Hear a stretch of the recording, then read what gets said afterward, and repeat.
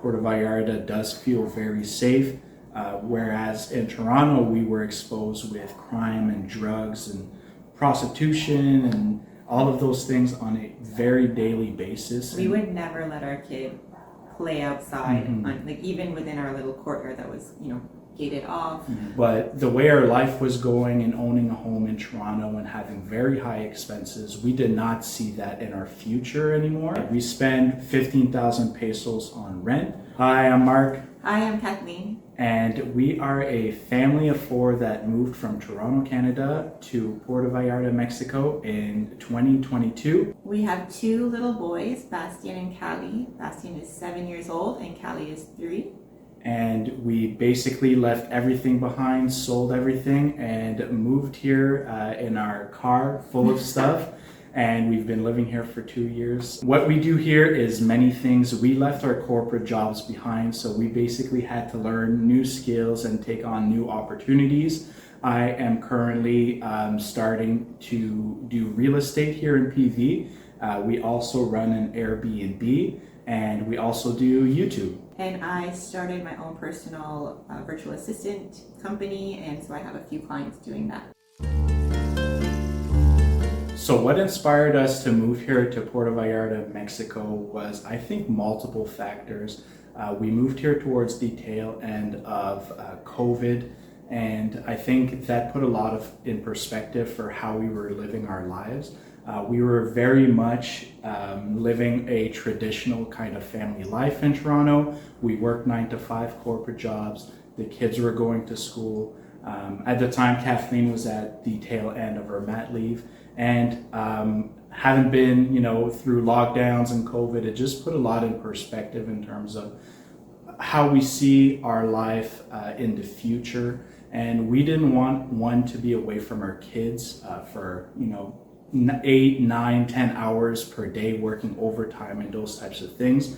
And 2, we really wanted to start traveling again, and this was always a dream of ours. Kathleen and I had lived overseas in Chile in the past without kids, and it's something that we wanted to teach them. But the way our life was going and owning a home in Toronto and having very high expenses, we did not see that in our future anymore because we couldn't afford it, quite simply. So I think basically reassessing how we were living our lives and where we saw ourselves maybe in 5-10 years, and we decided to change everything. Yeah. So preparing for the transition, there was, I guess, different aspects of that. So we wanted to come here, of course, legally. So it was doing the preparation to apply for temporary residency and looking into all of what that included. And there was just basically a lot of paperwork and, visits to the embassy and all of that kind of stuff on one end. And then the other part was we had to get rid of a lot of things. So there was a lot of Facebook marketplace selling, just decluttering of our entire lives, getting rid of things that we didn't need, really deciding what we wanted to bring, what was important. How to fit our whole lives in an SUV basically, and drive down here. So a lot of decluttering. For our oldest, we also put him in Spanish speaking lessons, which was just, introductory kind of Spanish, learning words and colors. He was only 5, so we're just turning 5. So he was just, colors, letters, that kind of stuff. But I think it just gave him a good base and a little bit more comfort with it when he arrived here. And perhaps the most difficult thing in preparing this type of move is preparing family members and friends as well. So breaking the news to them, getting over the emotions involved, or not over them, but acknowledging them, and making sure that we were going to do the efforts in the future to see them and keep connected the way we were when we were closer to them. And I think one of the challenges in that was explaining our reasonings for moving. I think, if you're not in the mindset of I want a different life and I want it to be living abroad and travel is a big priority for you, it's hard to explain that to people who are but you have a house, you have these secure jobs, you have, secure jobs, maybe.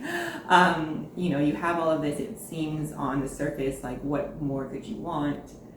And because we wanted something different, it was a hard pill to swallow for some people, or just to kind of wrap their heads around that idea. and also it was what we wanted until we didn't anymore. So I think the most difficult thing for us would have been to continue living that and knowing that we didn't want it. So we knew we had to make a change for us and for our family, and that's exactly what we did. For the youngest one, he's now 3 years old. He was only 1 year old when we moved here. So for him, this is life.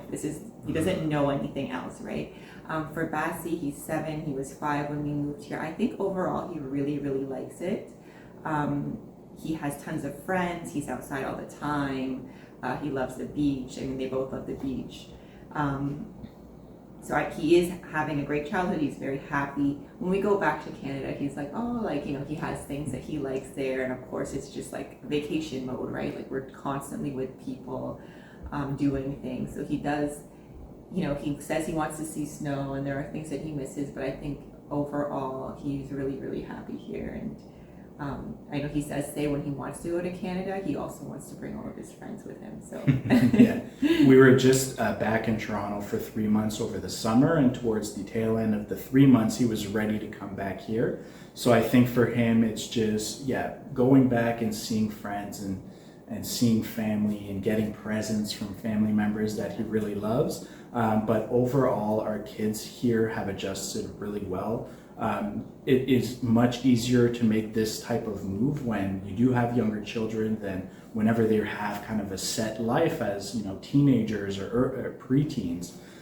So for us, it was a really smooth transition, and a really important factor for us was what made us happy when we were living back in Toronto, and that was 1, summer, so the hot weather, and 2, going to the beach. So we have a beach there, a very small beach, not nearly as nice as here, but it is where the kids would be very happy and very tranquil. And we kind of found that again here, and they do appreciate it, and they're very happy to be here. The biggest advantages of raising a family in Puerto Vallarta, I mean, I find services for children a lot more affordable here. For one, our kids are in a Montessori, which would have been even with good paying jobs, unaffordable in Canada. Here it's very affordable. The programs like after school type, you know, taekwondo, soccer, all of these things are very affordable. It's easy to enroll kids in. You don't have to commit for a long time necessarily, so they can try different things. Again, something that's very expensive in Canada. And the most important thing for us would be the kids-oriented culture here. Mexicans are very warm and friendly towards kids. A lot of them have kids, so it was really something that stood out to us as soon as we crossed the border from the United States to Mexico, how just nice and friendly everyone was to our kids. And you go to a restaurant, there's a kids play area, or you go to the mall and there's a whole bunch of things for kids. So just the convenience of having a kid here, and although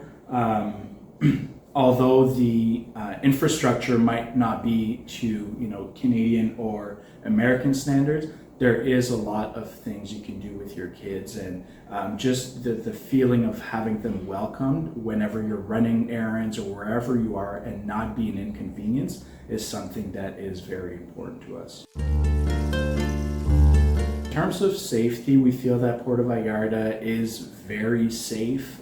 We came from a seedy neighborhood in Toronto prior to living here, so in comparison, Puerto Vallarta does feel very safe, whereas in Toronto we were exposed with crime and drugs and prostitution and all of those things on a very daily basis. We would never let our kid play outside, even within our little courtyard that was, you know, gated off, without having a close eye on him. And yes, Toronto is a bigger city dealing with those types of issues, but just in comparison, we have not seen any of that here. And it's not to say that crime doesn't happen here or drug use doesn't happen here, but we're not exposed to it on a daily basis.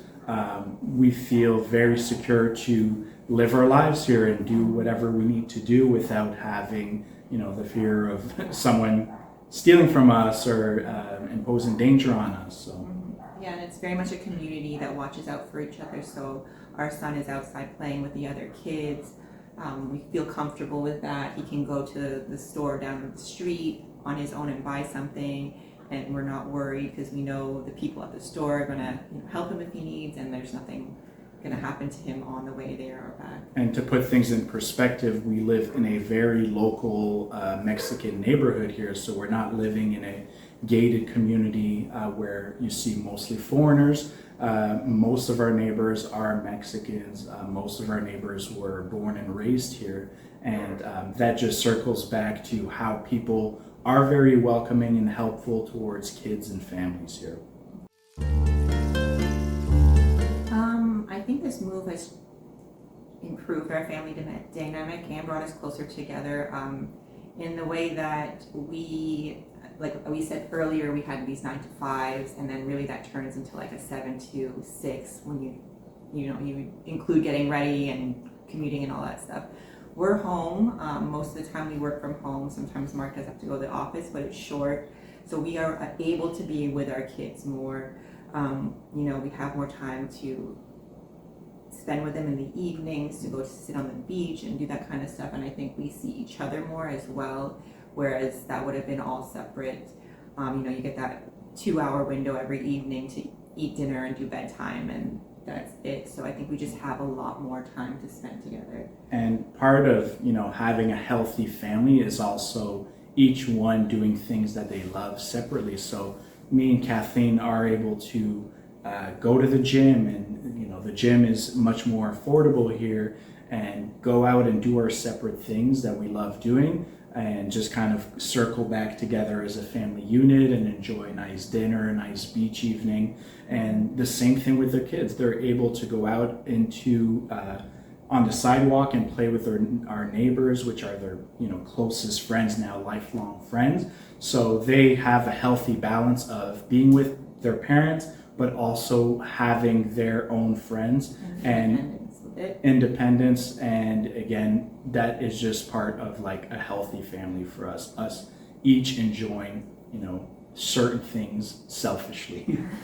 But overall, I would say the move has allowed us to have more flexibility, and as well as a better balance between work, life, family, and other things. The cost of living overall is definitely a lot less for us and our lifestyle here versus in Canada. We had a mortgage in Canada, and now we have just rent here, which is like a fraction of what we were paying. We pay in US dollars about $800 a month, and that's for a 2-bedroom. Groceries, again, I think with groceries you can do both ways. If you're only shopping at Costco and bigger chain supermarkets, you might spend around the same, but we do a lot of local butchers and the markets and stuff like that for our produce, which saves us a lot of money. And again, we're getting fresh produce and fresh meats as well, and fish, so that's great. Would cost us a lot more, I think, back in Canada. So overall, I had done a breakdown on our YouTube channel of cost of living, where it was really broken down, but overall, our monthly cost of living kind of not adding any sort of spending for Christmas or buying extra toys, it was around 45,000 Mexican pesos, I believe, 45 to 55,000 más o menos, which translates to be maybe about 3,500 Canadian, maybe 2,500 USD. So we cut a lot of costs. We don't spend a lot on random things. We don't do impulse shopping here, and we don't really find the need to. I mean, we're satisfied with the things we have and just spending time together at the beach. It's free, and that's exactly what we love to do. We spend 15,000 pesos on rent, which again is considered, I'd say, average for a family, more on the lower end nowadays. But it really does depend on where you want to live, how you want to live. You can spend as much as you want to here. You can spend as little as getting the basic necessities out of the way. And for school, we spend 9,000 pesos a month for both children. So that's one school tuition and one daycare. That's 5 days a week from 8 to 2. So that's around 400 USD. Healthcare, luckily we haven't really had to use that much.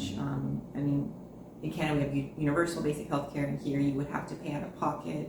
But again, we haven't really needed to use that, so I can speak to that. So just to wrap up cost of living here, a lot of people do come to PV and find it very expensive.